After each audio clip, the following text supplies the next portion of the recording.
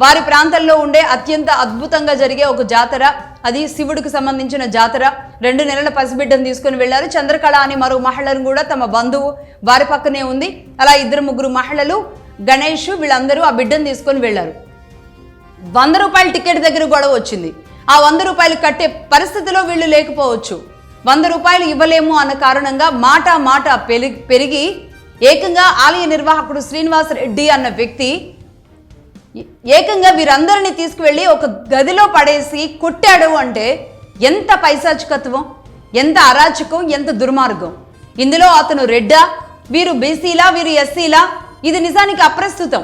ఒకవేళ నిజానికి దానివల్లే, ఆ కుల జాడ్యం వల్లే ఇతను అలా కొట్టాడు అంటే గనక అలాంటి కులాలు ఈ సమాజంలో అవసరమా అన్న ప్రశ్న తలెత్తక మానదు. ఖచ్చితంగా అలాంటి ప్రశ్న ఈరోజు రావాలి.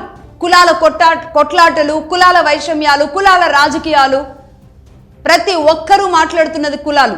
నేను గతంలో అనేక సందర్భాల్లో కొన్ని ఇన్సిడెంట్స్ని కూడా చెప్పాల్సి వచ్చింది, కఠినంగా అయినా సరే.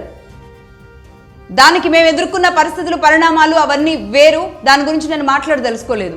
బట్ ఇదంతా ఆంధ్రప్రదేశ్లో, ఆ జాడ్యం అనేది ఆంధ్రప్రదేశ్లో ఉంది. కానీ తెలంగాణలో అది అంత లేదు.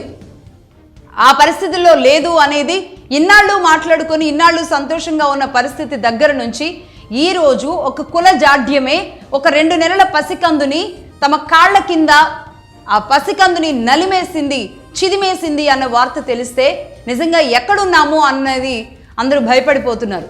శ్రీనివాస్ రెడ్డి, అలాగే మధుసూదన్ రెడ్డి, శ్రీకాంత్ రెడ్డి, ఇలా వీరు మొత్తం 8 మంది రెడ్లు అంట. మరి వీరంతా ఎటు మాయమైపోయారు, ఎక్కడికి వెళ్ళిపోయారు అనే ప్రశ్న ఈరోజు సమాజం మొత్తం అడుగుతుంది. వాళ్ళు రెడ్లు కావచ్చు, వారు కమ్మవారు కావచ్చు, వారు వెలమవారు కావచ్చు, వాళ్ళు రాజులు కావచ్చు, ఇంకేదైనా సరే, ఏదైనా సరే, వాళ్ళు పెద్ద కులాలే కావచ్చు. కానీ ఇక్కడ మానవత అనే ఒక కులం ఉంది. దాన్ని మర్చిపోయి అవతలి వాళ్ళు అంటే ఈరోజు మాట్లాడుతున్నారు. ఆ రెడ్డి కులస్తుల వల్లే ఇలా జరిగింది అనేది ఓపెన్గా మాట్లాడేలాంటి పరిస్థితికి కారణమైంది ఒక్క ఇన్సిడెంట్.